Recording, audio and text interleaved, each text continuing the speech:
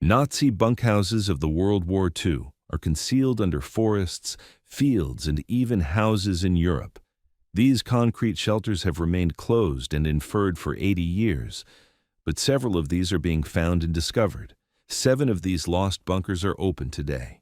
We bring you the secret history beneath the engineering and dark history of the engineering and design of coastal defense guns on the Atlantic Wall, of secret command centers and underground hospitals, of the places that have been lost. In the year 2025, a man by the name of Dave was performing a normal activity in his garden. He had a metal detector and never thought of discovering something out of the ordinary. Yet, this was just another day in history, until a faint signal of the detector made Dave dig a few feet down and made a remarkable discovery in history. What he discovered lying down the ground was a German gun bunker in excellent condition and underneath a very heavy concrete roof. It was an important section of a massive Atlantic wall, which was an impressive fortification created by Nazi Germany in the course of World War II to defeat the potential Allied invasion. The bunker was built with concrete walls that were thick, and its design was to withstand heavy bombardment by sea power. The bunker had several rooms that were occupied with various purposes such as ammunition storage, crew living quarters, as well as big coastal gun emplacement. This was a powerful gun, which was able to launch shells that were more than 12 kilometers, and thus the German forces were in control of a large area of the waters along the English Channel. As it is known in the history of buildings, the bunker passed through various stages of strengthening throughout the years, and it can be traced that the increase in fear of an Allied invasion and the significance given to this defensive structure led to the necessity to strengthen the structure. This gun bunker was one of a series of carefully coordinated and comprehensive gun defenses that were organized by the Germans over Guernsey.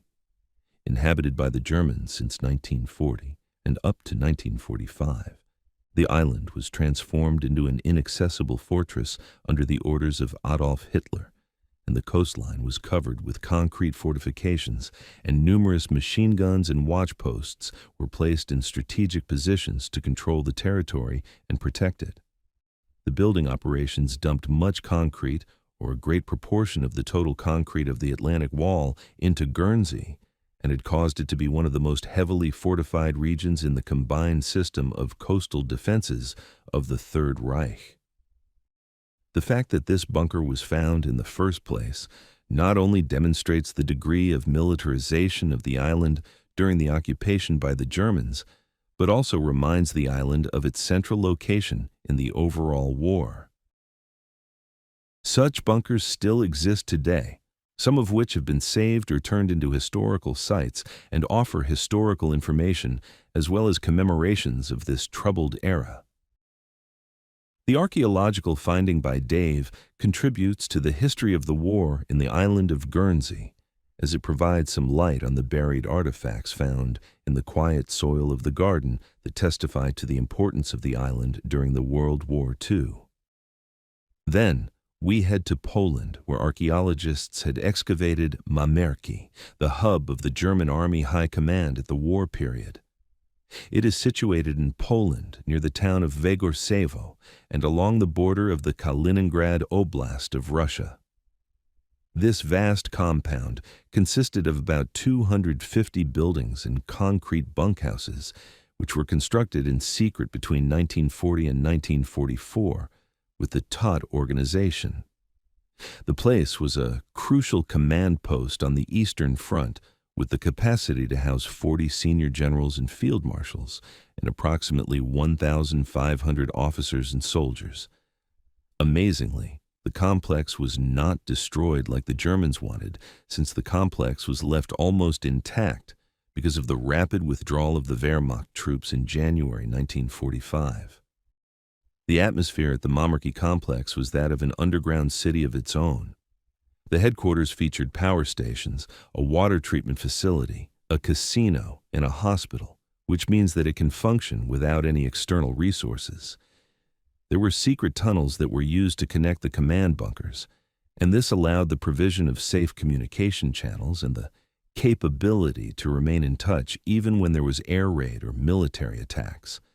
The central bunker in the facility was 7 meters thick on the walls and ceilings, and was thus an impregnable fortress.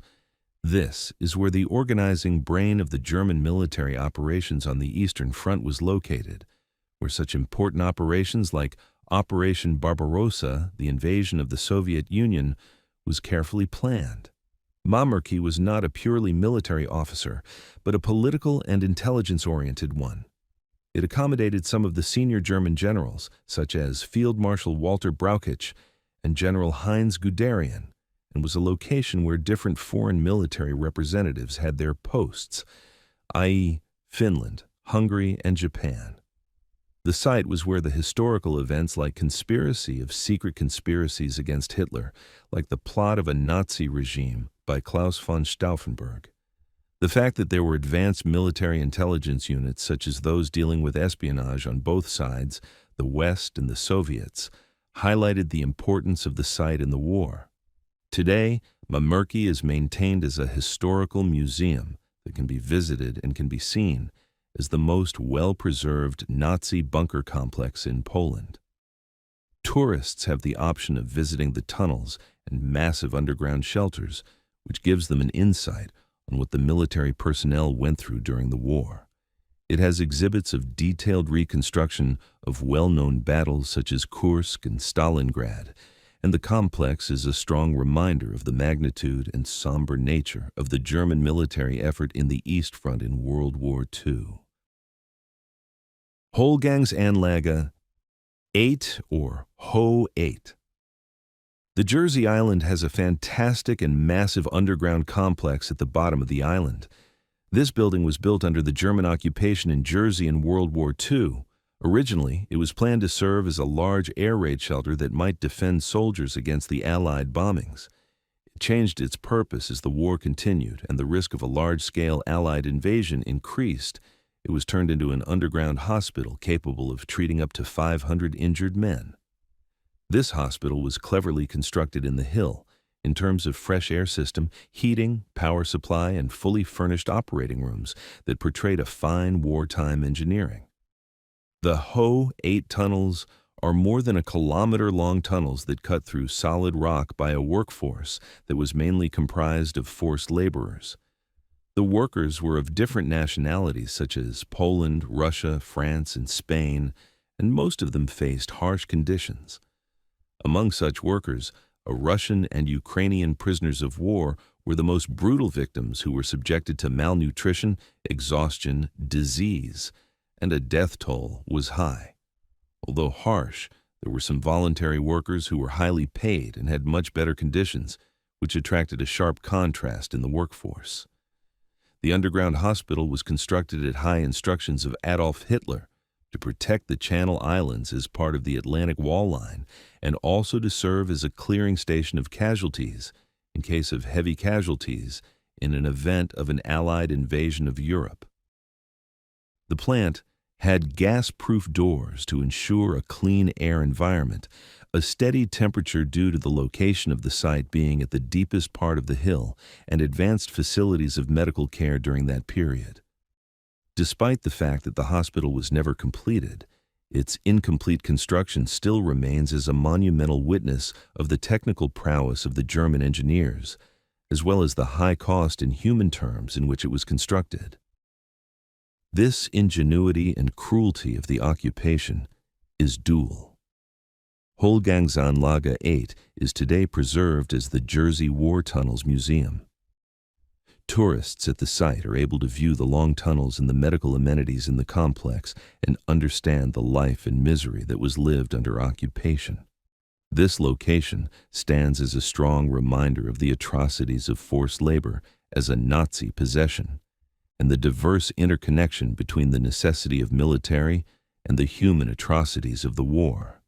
In southern Poland, the remains of an anti-tank bunker of the Molotov line, which was a system of defensive measures of the Soviet Union created between 1940 and 1941 along its new western frontiers, were recently discovered by road construction workers.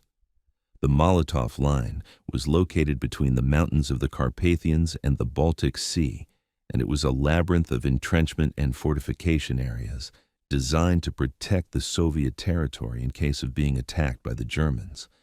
But most of its strong places, such as this bunker, were very small and primitive, with just a few soldiers in them, and with only one cannon or machine gun, as a rule. The bunker commanded minimal sight lines of the battlefield and had no radio connection, and thus a lot of trouble coordinating the defense and even supporting the other bunkers in the battlefield. The Molotov line had serious weaknesses such as ineffective communication networks, ineffective artillery, and anti-tank and anti-personnel defensive measures. The bunkers were normally poorly furnished with minimal weaponry and had no self-power and water. These tactical and strategic weaknesses were indications of larger problems in the Soviet defense order at the time. When in 1941 the Germans made an attack, as a part of the Operation Barbarossa, their mobile troops soon outflanked and passed the Molotov line and its defenses. This was a quick innovation that rendered the bunkers very ineffective in stopping the German troops. The specific bunker that was found in the roadwork must have been a section of the first line defense and was in the correct position to cover the crucial paths that impeded the movement of the enemy tanks and infantry. It is thought that it was destroyed by the retreating Soviet forces, who most likely exploded it to ensure its seizure by the German troops that were advancing. This act is a reference to the greater failure of the Molotov line and the Soviet defense policy in the initial period of the German invasion in general. After all, this bunker is a rather thought-provoking historical artifact that can be used to demonstrate how much Soviet troops had to struggle to hold a front line in a quickly evolving situation and in harsh conditions.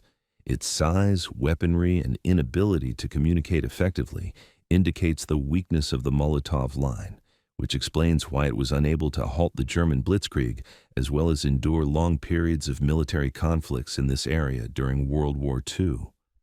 A spectacular discovery was made in the rocky area of the Craiglands Forest in Scotland, an underground bunker of the secret army of Winston Churchill in the World War II. There were also these secret armies, or the auxiliary units, or the secret army of Churchill, that was made up of local men who had been specially trained on the guerrilla warfare and sabotage techniques. Their main goal was to counter an imminent German invasion by working undercover behind the enemy lines, and they operated sabotage missions to sabotage the enemy operations and supply lines. The bunker acts as a peephole into a suppressed history of the war years where a common-day man was turned into an elite gunman ready to wage a clandestine war had the Nazis ever invaded Britain. Even the bunker as such was cleverly designed in spite of its modest dimensions. The structure, which was made in riveted corrugated iron sheets with a cement floor, was 23 feet long and 10 feet wide, with brick walls cement reinforced by cement roof caps. It was designed tactically, like having secret entrances and escape tunnels so that the occupants could sneak away in case they were found. The bunker used to be furnished with bunk beds, a cooking stove, a table, and various weapons such as revolvers and silenced pistols, and Sten and Thompson submachine guns, a sniper's rifle, and various explosives such as the plastic explosive Nobel 808. Blast walls were incorporated around access points to prevent grenade attacks, and small ventilation pipes were also present, demonstrating the amount of attention that went into the defense and survival of the shelter.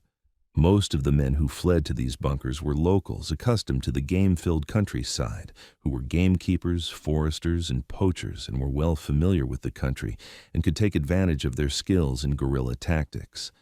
These soldiers were to participate in a risky and dark business, ready to live only several weeks and develop a guerrilla struggle on the far side of the enemy. The fact that they were in a high-risk position was due to the fact that their chances of survival were very minimal, yet their activities would be critical in frustrating a full-scale German occupation. Hundreds of such bunkers were constructed throughout Britain as part of this secret defense plan, but very few have ever been rediscovered, in many cases due to the secrecy and the location maintained, and also the fact that many of them were deliberately destroyed or covered up once the war had ended. Not only does the discovery of this bunker in the Craigielands forest unveil the real physical evidence of this secret army, but it also illuminates a dramatic and seldom talked about part in the preparations of Britain in war. It underlines the courage and self-sacrifice of the people who were training and ready to carry out sabotage and resistance actions in the most dangerous circumstances. The whereabouts of the bunker is not disclosed today to maintain its historical value, and attempts have been undertaken to use the bunker as a refuge to the local wildlife, including bats, and making this place of war a place of peace. Number 6. What is left of a Japanese fortress is another relic in a bygone time on the island of Wotje Atoll in the Marshall Islands.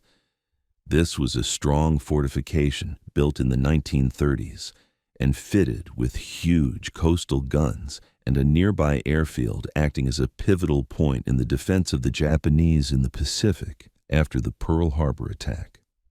With the United States embarking on an island-hopping operation, making a closer move towards the Japanese mainland, the fortress was bombarded with severe bombing operations by American forces. Although the Americans were hard-pressed by the airdrops, they did not attempt an actual assault upon the position, but by a strategic isolation to cut off the lines of supply of the fortress, working around it in the larger strategy.